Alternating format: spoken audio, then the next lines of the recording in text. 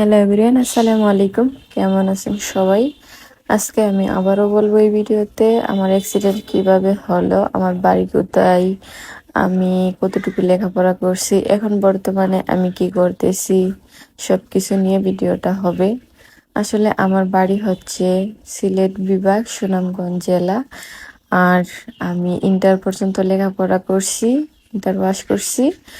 আর আমার অ্যাক্সিডেন্ট কিভাবে হলো, আমি একটা জবের জন্য কুমিল্লায় গেছিলাম। সেখানে থেকে বাড়িতে আসার সময় অটোর সাথে আমার বোরখা লেগে যায়, তখনই আমার হাত একদম পিষে যায়।